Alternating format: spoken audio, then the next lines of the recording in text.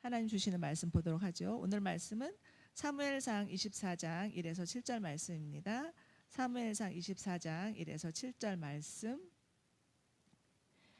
블레셋 사람과 싸우고 돌아온 사울은 다윗이 엔게디 광야에 있다는 소식을 듣고 온 이스라엘에서 3,000명을 뽑아 거느리고 다윗과 그의 부하들을 찾으러 드렴소 바위 쪽으로 갔다.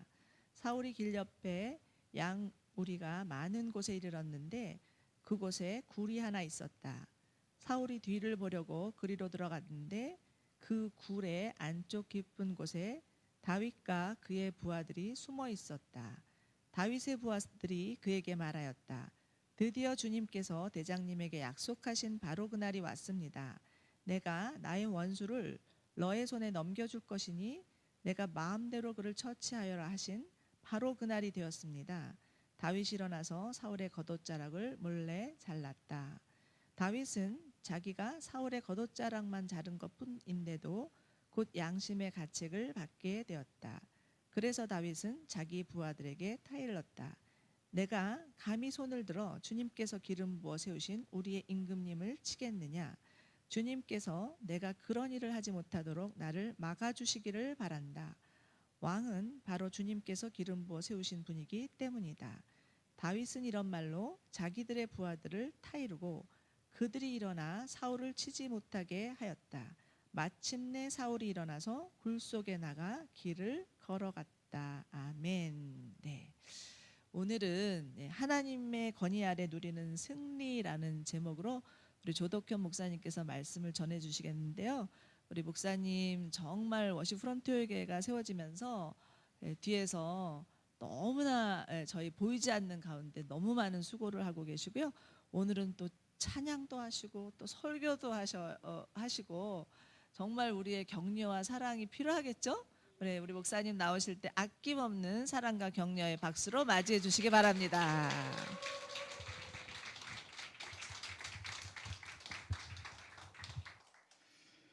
감사합니다. 바로 설교로 들어가려고 했는데 감사의 인사는 드려야 될 것 같네요.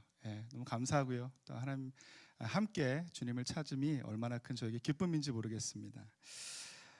우리는 계속해서 오버커머 시리즈 설교를 함께 나누고 있습니다. 벌써 오늘 11번째 시간이 되었는데요. 오늘은 특별히 다윗과 사울, 하나님의 권위에 대한 말씀을 함께 나누고자 합니다.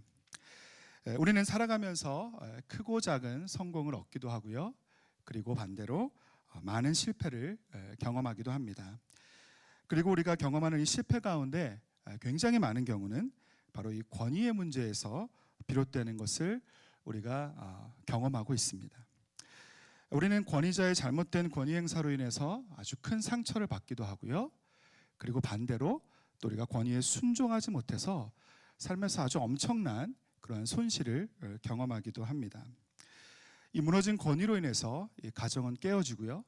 그리고 교회는 분열이 되고 또 사회와 국가는 때로 아주 엄청난 혼란을 경험하기도 합니다. 어쩌면 여기에 있는 우리 모두는 이러한 잘못된 권위의 피해자일 수도 있고 그리고 또는 가해자일 수도 있습니다.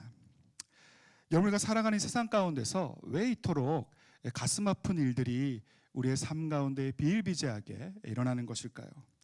그것은 아마도 우리에게 주어진 또는 우리가 속해 있는 이 권위에 대해서 우리가 무지하거나 또는 오해하고 있기 때문에 우리에게 주어진 권위를 오용하거나 남용하는 것에서 비롯되는 비극이 아닌가 생각됩니다.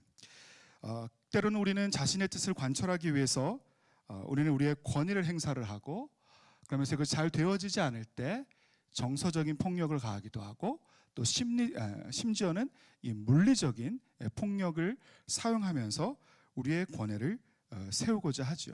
그런데 우리가 모두 다 아는 것처럼 이러한 권위는 올바른 권위가 아닙니다.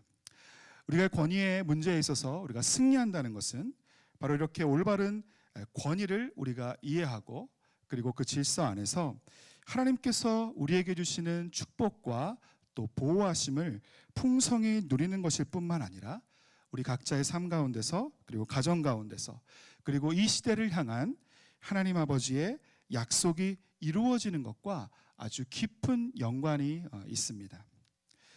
오늘 본문은 특별히 권위의 문제에 있어서 승리했던 한 사람, 그리고 반대로 또 실패했던 한 사람, 바로 이 다윗과 이 사울의 모습을 함께 살펴보면서 다윗이 어떻게 이 권위의 문제에 있어서 승리를 거머쥘 수 있었고, 그런 말미암아서 하나님의 약속이 이루어지는 정말 축복된 삶을 살 수 있었는지, 그리고 어떻게 하면 우리도 그러한 삶을 살 수 있는지 함께 말씀을 통해서 살펴보기를 원합니다.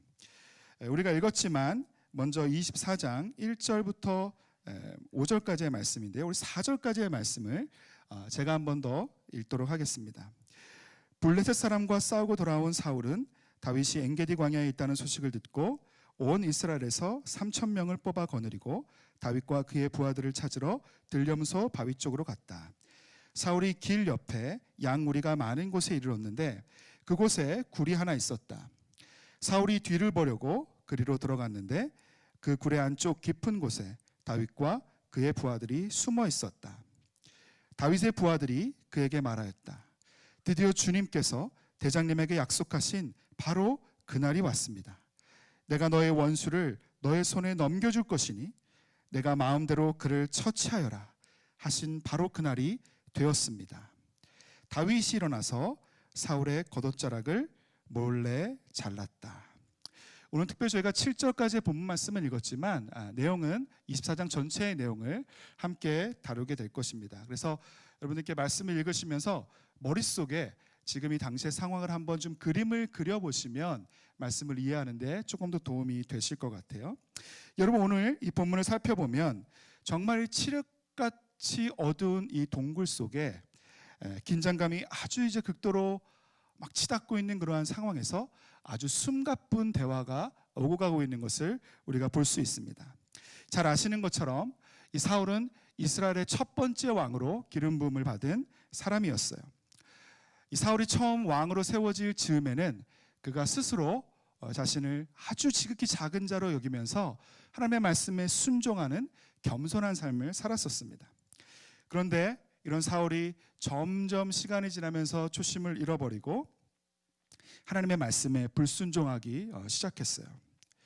이제 그러던 어느 날 사무엘상 15장을 보면 하나님께서 이 출애굽할 때 이스라엘 백성들을 대적했던 이 아말렉이라고 하는 이 족속을 쳐서 그의 모든 것을 진멸하라는 그런 명령을 사무엘에게 하십니다. 사무엘이 그 하나님의 말씀을 듣고 전쟁에 나아가서 아말렉과 열심히 싸워서 아말렉과의 전쟁에서는 승리하지만, 그러나 사울이 이 아각 왕이 소유했었던 정말 기름지고 좋은 가축들을 전리품으로 챙김으로써 하나님의 명령에 불순종하는 그러한 죄를 범하게 됩니다. 이로 인해서 사울은 이제 하나님으로부터 버림을 받게 되고, 하나님은 사울을 왕으로 세우신 것을 마음속에 깊이 후회하시는 아주 안타까운 상황을 맞게 되죠. 그 이후에 이 하나님의 기름 부으심은 이제 사울에게서 이 다윗에게로 옮겨갑니다. 이 사무엘을 통해서 기름 부음을 받은 이 다윗은 그날 이후로 이제 하나님의 이 성령에, 하나님의 영에 충만히 감동되어서 수많은 전투에서 아주 혁혁한 전공을 세우면서 이스라엘 역사의 전면에 아주 화려하게 등장을 하게 됩니다.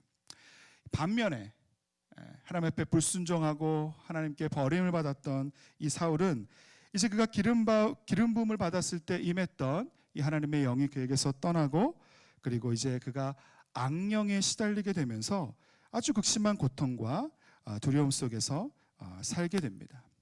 그러던 차에 자신의 곁에 두었던 이 다윗이 내보내는 전쟁터마다 승리를 하는 거예요. 뭐 그냥 승리하는 것이 아니고 정말 큰 승리를 거두면서 이 백성들이 이제 이렇게 이야기하는 것이죠. 사울이 전쟁에서 죽인 사람은 1000명이고 다윗이 전쟁에서 죽인 사람은 10,000명이다. 이렇게 하면서 다윗을 이제 사윗 위에 두고 더 칭송하는 것을 사울이 보게 됩니다. 그러면서 이 사울이 다윗에게 자신의 이 왕위를 빼앗길 것을 두려워한 나머지 이제 자신이 정말 사랑하고 곁에 두었던 그 다윗을 이제 죽이기 위해서 온갖 수단과 방법을 가리지 않는 그러한 상황에 이르게 되는 것이죠. 이후로부터 다윗은 화려한 왕궁을 떠나서 광야의 이곳저곳, 그리고 심지어는 이 적국에 자신의 몸을 의지하면서까지 사울의 손을 피해서 도망다니는 도망자의 신세가 됩니다. 오늘 말씀은 이제 이런 상황에서 벌어진 사건을 기록하고 있는 것이에요. 다윗이 결국 엔게디의 한 광야에서 이제 자신을 죽이려고 막 찾아다녔던 사울을 마주하게 됩니다.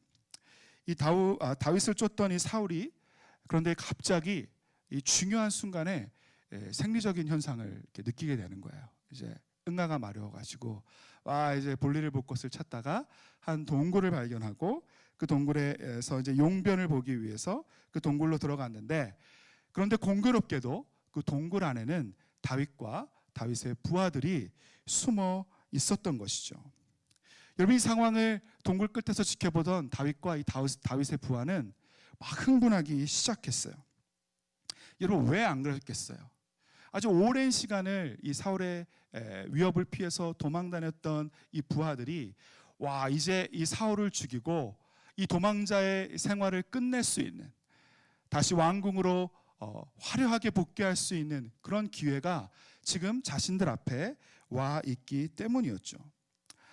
여러분, 심지어 이 엔게디 광야라고 하는 이 지역은 이 사해 근처에 수많은 절벽으로 이루어진 그러한 지역이었어요. 그래서 그 절벽 사이사이에 아주 수많은 동굴들이, 천연적으로 생긴 동굴들이 있었고, 또 사람들이 양을 치면서 쉼을 갖기 위해서 인공적으로 파놓았던 그런 동굴들이 굉장히 많은 그런 지역이라고 합니다. 여러분, 한번 생각해 보세요. 내가 다윗이 되었어요. 다윗의 부하예요. 그런데 이 사울이 이 수많은 이 지역의 동굴 가운데서도 지금 내가 숨어 있는 이 동굴에 들어와서 겉옷을 벗고 무기를 내려놓고 무장해제를 하고 용변을 보기 시작하는 거예요. 물론 냄새는 조금 났었겠지만 얼마나 흥분됐겠어요. 이거 정말 하나님께서 주신 기회가 아닐 수 없다. 우리가 흔히 말하는 정말 이것이 천운이구나. 하나님께서 우리를 도우시구나. 그러면서 다윗에게 그렇게 말하는 것이죠. 대장님, 우리에게 하나님께서 정말 이제 다시 오지 못할 그런 기회를 주셨습니다. 어서 가셔서 사울을 죽이시고 사울의 왕권을 빼앗아 오시죠. 지금 계속해서 이 어두움의 이 동굴 속에서 이런 숨가쁜 대화가 다윗과 다윗의 부하들 사이에서 지금 이어지고 있는 거예요. 여러분들, 이 사건에서 굉장히 중요한 사건의 전환이 바로 이 5절에서 시작이 되는데, 그것은 바로 다윗이 이 부하들이 예상했던 것과 그리고 부하들이 생각했던 것과는 너무나도 다르게 다윗이 행동을 하는 거예요. 그것이 5절 말씀에 기록이 되어 있습니다. 5절 말씀을 제가 읽겠습니다. 다윗은 자기가 사울의 겉옷자락만을 자른 것뿐인데도 곧 양심의 가책을 받게 되었다. 사울의 생명을 향한 것이 아니고 그저 이제 다윗이 살금살금 조심조심 사울에게로 다가가서 그냥 그의 겉옷의 옷자락만을 베어가지고 다시 부하들에게로 돌아오는 거예요. 여러분, 부하들이 이 모습을 보면서 얼마나 황당하고 또 얼마나 당황스러웠겠습니까? 그런데도 다윗은 오히려 이 사울의 옷자락만을 이 벤 것만으로도 양심의 아주 극심한 가책을 느끼게 되었어요. 여러분, 한번 생각해 보십시오. 다윗이 과연 왜 그랬을까? 왕의 옷자락을 자른다는 것이 도대체 무슨 의미가 있길래, 사울을 살려준 것도 엄청난 은혜를 베푼 것인데 왜 다윗이 자신의 마음 가운데 견딜 수 없는 양심의 가책을 느꼈을까? 여러분, 아마도 이 다윗은 사울의 옷자락을 자르는 그 순간 자신의 마음을 들여다보면서 아마 사울을 죽이고 싶은 마음이 그 누구보다도 더 강하게 있었을 거예요. 자신이 마음만 먹으면 이 사울을 10번도 죽일 수 있겠다, 이런 마음과 이런 생각이 그 마음 가운데 있지 않았겠습니까?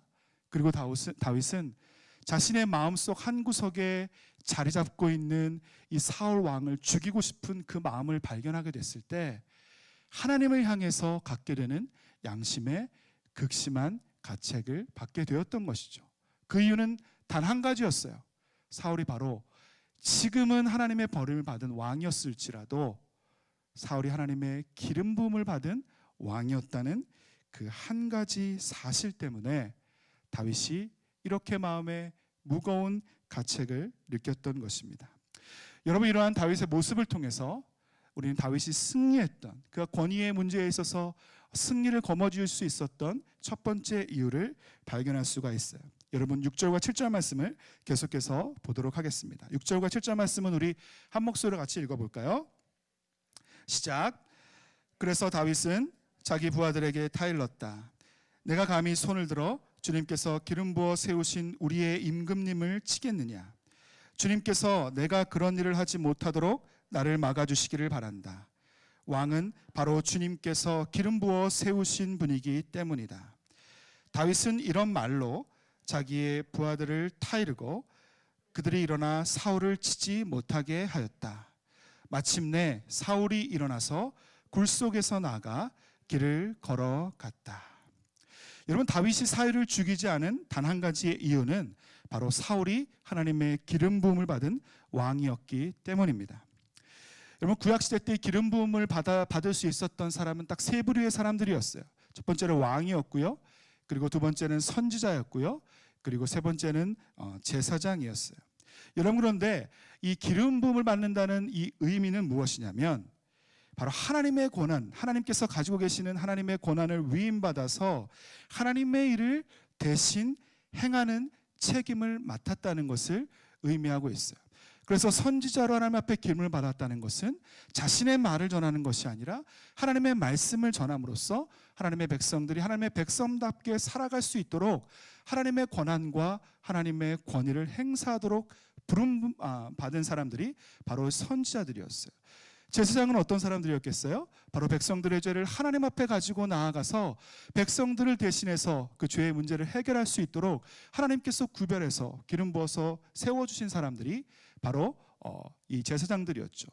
여러분, 이 왕은 바로 이 하나님께서 이 땅에 하나님의 백성들을 세워가시고 또 그들을 통해서 이 땅에 하나님의 나라를 세워갈 수 있도록 하나님의 백성을 하나님의 마음과 하나님의 권위로 다스리고 섬길 수 있도록 세워주셨던 분이 바로 기름 부은 왕이었어요. 따라서 이 왕으로 기름 부음을 받았다는 것은 백성들, 하나님의 백성들을 통치하는 왕으로서 하나님의 권위와 권한을 위임받았다는 것을 뜻하는 것입니다. 여러분이 생각하고 해석하고 계신 이 권위의 의미가 있을 거예요. 그리고 이 세상에서 통용되고 있는 이 권위의 의미가 있을 거예요. 이 세상적인 관점에서는 권위가 이 다른 사람을 자신의 뜻에 맞게 복종시킬 수 있는 한 개인이나 한 조직이나 한 국가가 가지고 있는 어떤 아주 뛰어난 특별한 능력이나 기술 또 영향력을 의미해요. 그러나 성경은 이 모든 권위가 하나님의 것이고 이 땅에 존재하는 모든 권위가 하나님으로부터 말미암는다는 것을 분명하게 말씀하고 계시고요. 우리는 단지 그분의 권한을 그분의 뜻과 목적에 따라서 위임받아서 사용하는 것이라는 것을 분명하게 가르쳐주고 있습니다. 여러분이 잘 알고 계시는 창세기 1장 28절의 말씀, 여러분 기억하시죠? 하나님께서 천지 만물을 창조하시고 인간에게 하나님의 권위를 위임해 주시면서 말씀하시죠. 너희는 땅에 번성하고 충만하고 이 땅을 다스려라. 여러분, 그 마태복음 28장 18절에서 20절의 말씀을 보면 예수님께서도 부활하시고 승천하시기 전에 제자들에게 그런 말씀을 남겨주시죠. 나는 하늘과 땅의 모든 권세를 받았다. 그러므로 너희는 가서 모든 족속을 제자로 삼아서 아버지와 아들과 성령의 이름으로 세례를 주고 내가 너희에게 명령한 모든 것을 그들에게 가르쳐 지키게 하여라. 보아라, 내가 세상 끝날까지 항상 너희와 함께 있을 것이다. 아멘. 여러분, 이 말씀에서 등장하는 이 권세라는 이 단어가 바로 이 권위라는 뜻을 담고 있는 그러한 단어예요. 이 권위라고 하는 말은 이 성경 헬라어 원어를 보면 이 엑수시아라고 하는 단어를 지금 사용하고 있어요. 그 단어 자체에는 행동의 자유라는 그러한 뜻을 담고 있지만, 이 단어는 특별히 두 부분으로 구성이 되어 있는데, 첫 번째는 ek, 뭐뭐로부터라는 뜻의 전치사고요. 그리고 본질 또는 존재라는 의미를 담고 있는 이 우시아, 이 두 단어가 서로 만나서 이루어진 단어가 바로 이 엑수시아라고 하는 단어예요. 그래서 이 말씀을 원어적으로 한번 우리가 해석해 본다면 본질로부터, 존재로부터, 이런 뜻이 될 수 있겠죠.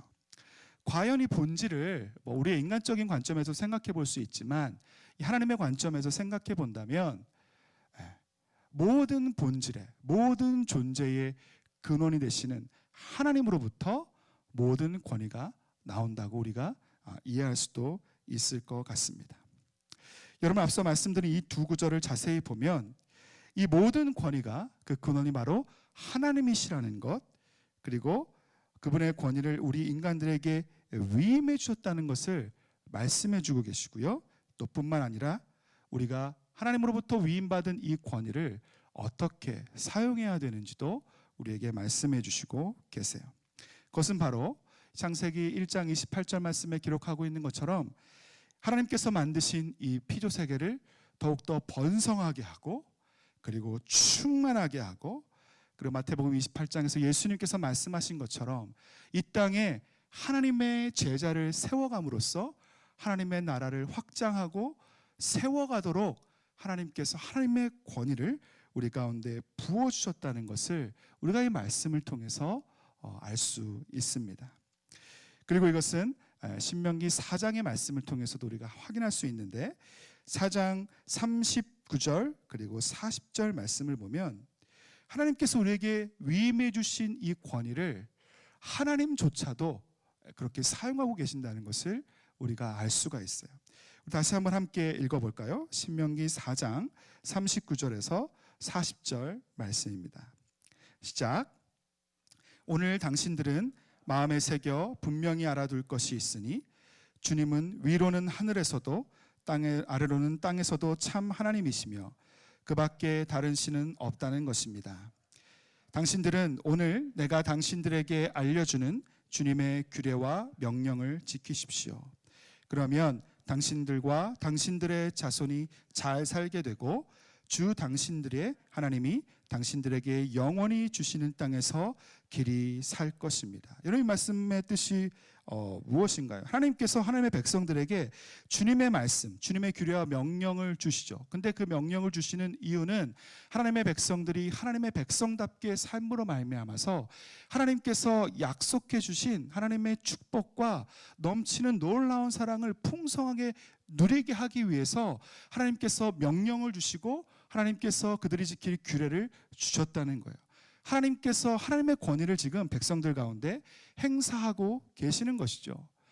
온 우주의 모든 권세를 가지고 계신 주님이시기 때문에, 그리고 그 안에서 하나님은 하나님의 뜻과 하나님의 계획대로 일하실 수 있는 그러한 완전한 자유를 가지고 계신 분이기 때문에 하나님께서 하나님의 백성에게 이것을 요구하는 것은 너무나 당연한 것이었어요.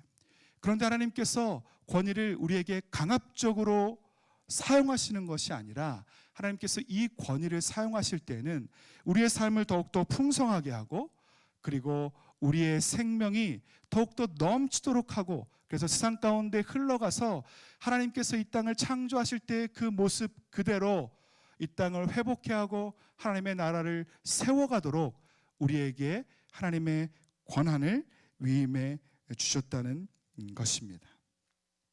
여러분, 그래서 이스라엘 백성들을 하나님의 백성답게 다스려서 이 하나님의 풍성한 축복의 약속이 그들 가운데 성취될 수 있도록 하기 위해서 하나님은 이스라엘 백성들 가운데서 왕을 선택해 기름 부어 주셨던 것이고, 하나님께서 이러한 마음과 바람을 가지고 사울을 선택하셔서 그에게 기름 부으시고 하나님의 권위를 위임해 주셨던 것입니다.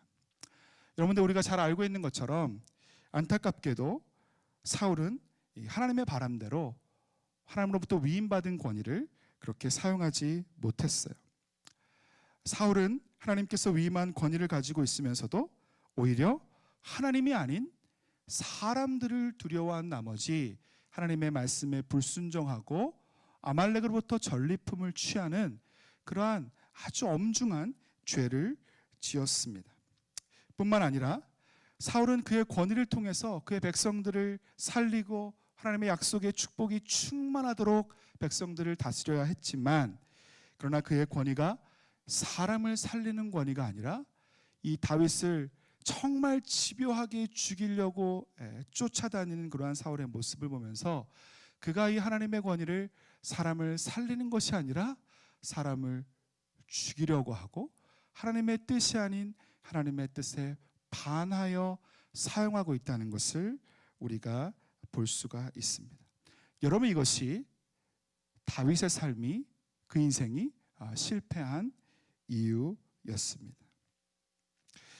여러분, 우리는 이 한 가정의 가장으로서, 그리고 아내와 또 엄마로서 하나님의 특별한 계획과 목적을 가지고 하나님께서 창조하셔서 우리 가정 가운데 위탁해 주신 우리의 자녀들이 이렇게 하나님의 풍성한 생명과 하나님의 축복을 누리도록 하나님께서 여러분들에게 주신 권한과 권위를 사용하고 계십니까? 또 여러분은 한 조직을 책임지는 책임자로서, 또 중간 관리자로서, 여러분에게 맡겨진 어떠한 일을 담당하는 책임자로서 나의 권위에 속한 이 사람들이 하나님께서 창조하실 때 하나님께서 부하셨던 그 특별한 목적과 가치를 이루며 그 가치가 극대화될 수 있는 삶을 살아갈 수 있도록 여러분에게 부어주신 권위를 그렇게 잘 사용하고 계십니까? 또 한 사람의 인생을 인도하는 목회자로서, 그리고 교사로서, 그리고 리더와 목자로서 생명을 살리고 그 생명을 더욱더 풍성하도록 하기 위해서 하나님께서 여러분에게 주신 권위를 그 목적에 맞게 지금 사용하고 계십니까? 여러분, 우리에게 주어진 이 권위의 본질적인 의미를 우리가 제대로 이해하지 못한다면, 그리고 그것을 우리가 오해한다면 우리는 우리에게 주어진 이 권위를 잘못 사용하게 됩니다. 여러분, 그로 인해서 때로 세상은 아주 엄청난 이 폭력과 또 깨어짐과 상처를 경험하게 되는 것이죠. 저는 너무나 가슴이 아픈 것이 요즘 정말 하루가 멀다 하지 않고 이 뉴스에 보도되는 사건들이 바로 우리 가정에서 이러한 보호를 받아야만 하는 우리의 자녀들이 부모로부터 엄청난 학대를 경험하고 있다는 것이에요. 여러분, 우리 피부 색깔이 다르다는 것으로 얼마나 많은 차별이 이 세상에 존재하는지 모르겠어요. 그리고 우리 가정 안에는 얼마나 많은 가정폭력과 데이트폭력, 이러한 너무나도 극심한 수많은 범죄들이 우리에게 주어진 이 권위를 잘못 사용함으로 인해서 우리가 남용하고 또 오용해서 우리가 이러한 비극을 겪고 있는지 우리가 매일매일의 뉴스를 통해서 그것을 확인할 수 있는 것 같습니다. 여러분, 그러나 사울과 달리 이 다윗은 자신에게 주어진 이 권위의 의미와 또 그것을 어떻게 사용해야 되는지를 분명히 올바로 이해하고 있었기 때문에 그가 자기 자신과 그리고 자신에게 맡겨진 공동체 그리고 이스라엘을 지키고 승리할 수 있었던 것이죠. 여러분, 저는 오늘 이 말씀을 통해서 우리 한 사람 한 사람이 정말 이 권위의 의미를 올바르게 깨닫고 그리고 하나님께서 우리에게 위임해 주신 그 목적대로 사용함으로써 정말 권위가 깨어져서 수많은 비극과 고통이 가득한 이 땅 가운데 하나님의 나라가 세워지고 하나님께서 우리에게 주신 그 약속의 말씀이 성취되는, 그래서 우리의 가정이 하나님의 축복으로 가득하고 우리의 교회가 하나님의 축복으로 가득한 그러한 물된 동산과 같이 되기를 주님의 이름으로 간절히 축원합니다. 여러분, 그리고 이어서 우리 8절에서 15절 말씀을 보면서 다윗이 이 두 번째 승리할 수 있었던 이유를 다시 한번 나누고 싶습니다. 8절 그리고 11절 말씀을 제가 읽도록 하겠습니다. 다윗도 일어나 굴 속에서 밖으로 나가서 사울의 뒤에다 대고 외쳤다. 임금님, 임금님.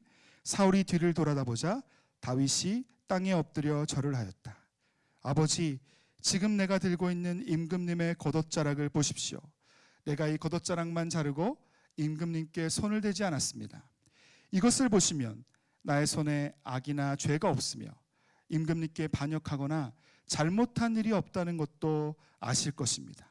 그런데도 임금님은 나를 죽이려고 찾아다니십니다.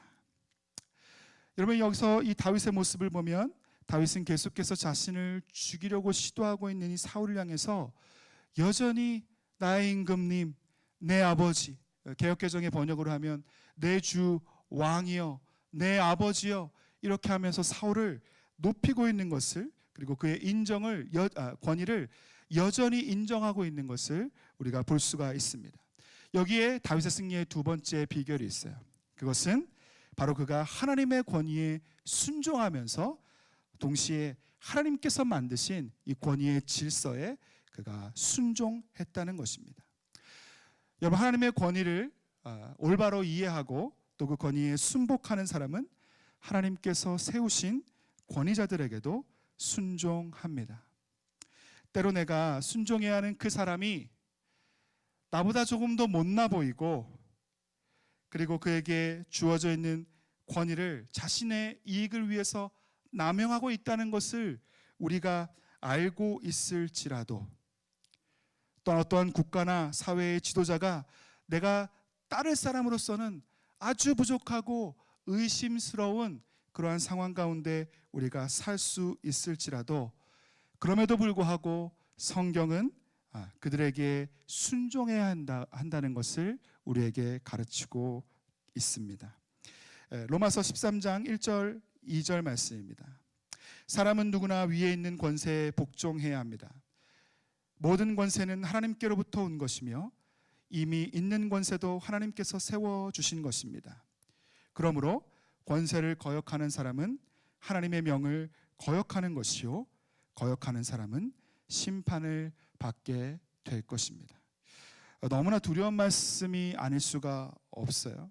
그리고 때로는 우리가 이 말씀을 볼 때 참 우리의 마음이 무겁고 또 받아들이고 순종하기 힘든 말씀이기도 하지만, 그러나 성경은 우리가 이 말씀이 우리가 반드시 따라야 할 말씀이라는 것을 우리에게 계속해서 반복해서 가르쳐주고 계십니다.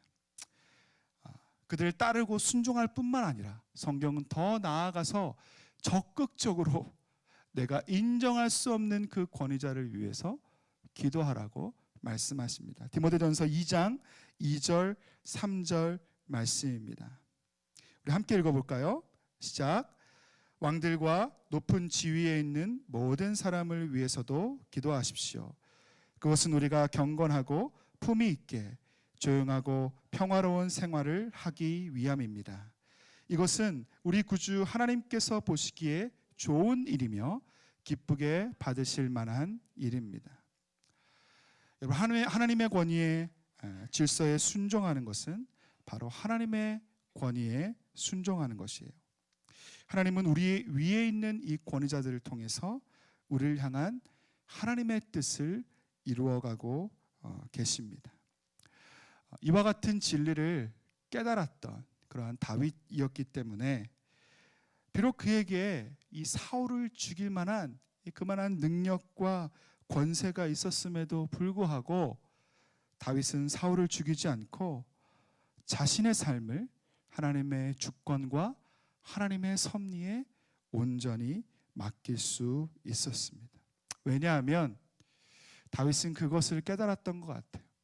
내가 내 손으로 만들고 이룰 수 있는 자신의 안전보다 하나님의 권위의 보호하심 아래서 누릴 수 있는 안전이 훨씬 더 완전하다는 것을 다윗은 깨달았던 것 같아요. 여러분, 우리도 마찬가지죠. 우리가 그 권위에 순종하는 것, 그리고 하나님의 권위에 인정하는 것이 그 권위의 날개 아래 우리를 품으시고 우리를 보호하시는 하나님의 놀라운 보호하심을 경험할 수 있는 최고의 방법이기 때문에 우리가 우리의 위에 있는 권위자들에게 순종해야 하는 것입니다. 여러분, 24장의 말씀을 가만히 살펴보면 이 손이라고 하는 단어가 무려 11번이나 계속해서 반복돼서 사용이 되고 있어요. 이것은 바로 다윗의 손에 이 사울을 죽일 수 있는 그만한 능력이 이미 주어져 있다는 것을 강조해서 말씀해주고 있는 거예요. 그리고 전에 23장의 말씀을 보면 거기에서도 계속해서 이 9번이나 이 손이라는 단어가 계속해서 등장을 하는데, 그것은 다윗이 비록 도망자 신세 생활을 하고 있었지만 그 가운데서도 이 블레셋 백성들에게 어려움을 당하고 있던 이 그일라 백성들을 구원하는데 하나님께 자기의 손에 위임해 주신 그 권위를 사용하고 있는 다윗의 모습을 보여주고 있어요. 23장이 다윗의 손에 하나님께서 주셨던 이 권세를 정말 하나님의 뜻에 맞게 올바르게 사용하고 있는 다윗의 모습을 보여주고 있다면, 이 24장의 말씀은 자신의 손에 있는 이 권위를 하나님의 목적에 맞게 절제하고 있는 다윗의 모습을 우리에게 보여주고 있습니다. 여러분, 사실 다윗은 지금 이 하나님께로부터 기름 부음을 받은 사람이 이 두 명이 공존하고 있는 굉장히 이상한 상황 가운데 사실은 처해 있어요. 여러분, 그렇기 때문에 이미 하나님께 버림을 받았던 이 사울을 다윗이 죽인다고 해도 그것에 대해서 별로 이상하게 생각할 사람이 없을 법도 한데, 그런데도 다윗은 자신의 손으로 자신의 운명을 개척하려고 하지 않고 하나님의 손에 자신의 운명을 맡기고 있습니다. 이 기름 부으심, 이 하나님의 권위에 대한 이 문제는 바로 하나님의 권위에 대한 문제였기 때문에 이것은 사실은 하나님께서 해결하셔야 될 그러한 문제였어요. 다윗은 그것을 너무나 잘 알고 있었기 때문에 그가 사울의 겉옷의 옷자락만을 벤 것만으로도 양심의 극심한 가책을 느꼈던 것이고, 그 모든 주권을 다시 한번 하나님께 올려드리고 있는 것입니다. 그리고 실제로 하나님이 이 마지막 블레셋과의 전투를 통해서 사울의 생명을 취하시고, 또 그로 말미암아서 이 후대에 다윗이 기름 부음 받은 왕을 다윗이 죽였다라고 받을 수 있는 그러한 비난을 모면하게 해주심으로써 하나님께서 선지자를 통해서 약속해 주신 대로 다윗의 나라를 강건하게 하셨고 다윗의 후대를 번성하게 하시겠다는 하나님의 약속을 온전히 이루셨던 것을 우리가 볼 수 있습니다. 여러분, 우리도 살아가면서 만나는 수많은 문제들이 있죠. 특별히 이 권위의 문제가 있습니다. 저에게도 있습니다. 가깝게는 저희 가정 안에, 그리고 교회 안에, 그리고 이 사회 안에. 왜냐하면 우리는 이 권위의 질서 아래 살고 있기 때문에 이 권위의 문제에서 자유로울 수 있는 사람은 아마 한 사람도 없을 것입니다. 그래서 우리가 이러한 권위의 문제를 경험하게 될 때 우리가 그것을 스스로 해결해 보려고 얼마나 치열하게 고민하고 또 싸웁니까? 그러나 우리가 우리 스스로 이 문제를 해결하려고 하면 할수록 사실은 우리가 이 악수를 경험하게 되는, 악수를 두는 것을 경험하게 되는 우리의 삶을 봅니다. 부끄럽지만 저의 과거에도 저도 이러한 실수를 범해서 제 위에 권위자에 대해서 좋지 않은 마음을 품고, 또 때로는 불평하고, 때로는 더 적극적으로 비난하면서 하나님께서 세워주신 권위 안에 순종하지 못했던 저의 부끄러운 모습이 있습니다. 하나님께서 이 말씀을 통해서 저와 여러분에게 이 시점에서 왜 권위에 대해서 말씀해 주시는 것일까? 우리가 마음속에 한번 깊이 묵상하면서 주님의 뜻을 구하시는 시간을 가지면 좋겠어요. 여러분 정말 하나님의 권위에 순복하고 계십니까? 하나님의 권위에 순복한다는 것은 하나님의 말씀에 순복한다는 것이에요. 우리의 생각을 주장하지 않고 하나님께서 말씀하신 대로 생각하고 결정하고 행동한다는 것이죠. 여러분 그렇게 하나님의 권위를 인정하고 계십니까? 하나님의 권위에 순종하고 계십니까? 여러분 우리가 하나님의 권위에 순종한다는 것은 억압이나 강제가 아니라 사실은 우리를 보호하시는 하나님의 크고 놀라운 은혜라는 것을 다윗을 통해서 우리에게 가르쳐주고 계십니다.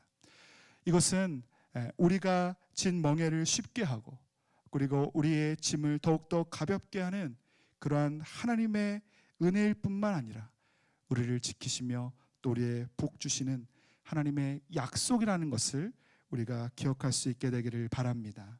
사랑하는 워프 가족 여러분, 혹은 여러분이 지금 이 권위자와의 문제를 갖고 계시다면 그 문제를 스스로 해결하려고 애를 쓰고 노력하고 계신다면 여러분 이제 그것을 멈추고 모든 것을 전적으로 하나님 앞에 맡기시길 바랍니다. 그리고 권위자에게 순종하십시오. 조금만 순종하는 것이 아니고 다윗처럼 100% 순종할 수 있게 되기를 바랍니다. 그러면 하나님께서 마치 어미새가 그 새끼를 그 품에 품는 것처럼 우리를 품으시고 그리고 우리에게 약속한 하나님의 그 놀라운 축복을 이루어 주실 것을 믿습니다. 그리고 11절에서 15절 말씀을 보면서 이제 마지막 다윗의 승리의 세 번째 이유를 함께 나누고 싶습니다. 11절에서 15절 말씀을 계속해서 보시면 다윗은 사울에게 자신의 결백을 주장하고 있는 그런 모습을 우리가 볼 수 있습니다. 말씀이 좀 길어서 제가 좀 정리해서 읽어드릴게요. 한번 보세요. 11절 말씀에 나의 손에 악이나 죄가 없으며 12절 나의 손으로는 직접 임금님께 해를 끼치지 않겠지만 하나님께서 나의 억울한 것을 주님께서 직접 풀어주시기 바라겠습니다. 그리고 15절 그러므로 주님께서 재판관이 되셔서 나와 임금님 사이를 판결하여 주시기를 빌겠습니다. 주님께서 굽여보시고 나의 억울함을 판결하여 주시며 나의 임금님의 손에서 건져주시기를 빌겠습니다. 여러분 다윗의 모습을 보면 정말 겸손하게 그렇지만 분명하게 자신이 죄가 없다는 것을 말하고 있죠. 우리가 가정 안에서나 또 직장 안에서나 우리의 공동체와 또는 우리의 사역 안에서나 어떤 권위자와 우리의 생각과 우리의 의견이 다르거나 혹은 권위자의 부당한 권위의 행사로 인해서 우리가 어떤 어려움을 겪게 되면 여러분 우리가 그것을 처음에는 받아들이고 또 잘 해결하려고 애를 씁니다. 그러면서 나름대로 계속해서 소통하려고 애를 쓰지만 그러다 소통이 잘 되지 않거나 변화가 있을 것 같지 않으면 우리는 우리의 마음을 닫고 소통을 포기해버리는 그러한 일들을 많이 경험하게 되죠. 그래서 때로는 우리의 감정이 폭발하기도 하고 그래서 충돌하기도 하고 더러는 싸우고 또 분열하고 상황이 이전보다 훨씬 더 어려워지는 것을 경험하게 됩니다. 그러나 우리가 이 다윗에게서 배울 점은 다윗은 이 권위의 질서에 순종하면서도 자신의 상황과 자신의 생각과 그리고 자신이 깨달은 하나님의 뜻을 아주 지혜롭고 겸손하게 계속해서 나누며 소통하고 있는 것을 우리가 볼 수 있죠. 우리가 이것이 바로 다윗에게서 배워야 할 점입니다. 그런데 아주 그가 겸손하게 말하고 있다는 것을 우리가 볼 수 있어요. 우리가 본문에서 보진 않았지만 16절에서 20절 말씀에 보면 이제 다윗이 그렇게 겸손하게 자신의 뜻을 말할 때 하나님은 이 대적자 사울의 입술을 통해서 다윗의 결백함을 선포하게 해주시는 정말 놀라운 역전을 일으키시는 것을 보게 됩니다. 제가 16절에서 20절 말씀을 읽어드릴게요. 다윗이 말을 끝마치자 사울은 나의 아들 다윗아 이것이 정말 너의 목소리냐 하고 말하면서 목 놓아 울었다. 사울이 다윗에게 말하였다. 나는 너를 괴롭혔는데 너는 내게 이렇게 잘해주었으니 내가 나보다 의로운 사람이다. 주님께서 나를 내 손에 넘겨주었으나 너는 나를 죽이지 않았다. 이것 하나만으로도 오늘 너는 내가 나를 얼마나 끔찍히 생각하는지를 내게 보여주었다. 도대체 누가 자기의 원수를 붙잡고서도 무사히 제 길을 가도록 놓아 보내겠느냐. 내가 오늘 내게 이렇게 잘 해주었으니 주님께서 너에게 선으로 갚아주시기를 바란다. 나도 분명히 안다. 너는 틀림없이 왕이 될 것이고 이스라엘 나라가 내 손에서 굳게 설 것이다. 참 놀라운 반전이 아닐 수가 없죠. 사랑하는 여러분, 우리가 겸손하게 말하는 것이 곧 지혜입니다. 그 잠언 15장 33절은 이렇게 말하고 있습니다. 주님을 경외하는 것은 지혜가 주는 훈계이다. 겸손하면 영광이 따른다.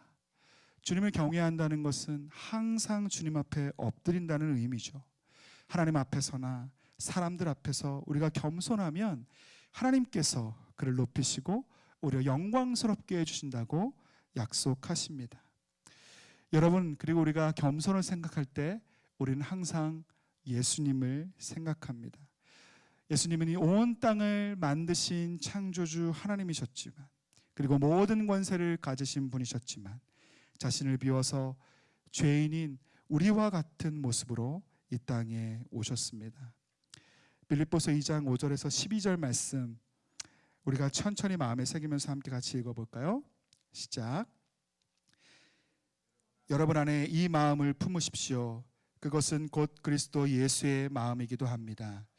그는 하나님의 모습을 지니셨으나 하나님과 동등함을 당연하게 생각하지 않으시고 오히려 자기를 비워서 종의 모습을 취하시고 사람과 같이 되셨습니다. 그는 사람의 모양으로 나타나셔서 자기를 낮추시고 죽기까지 복종하셨으니 곧 십자가에 죽기까지 하셨습니다. 그러므로 하나님께서는 그를 지극히 높이시고 모든 이름 위에 뛰어난 이름을 그에게 주셨습니다.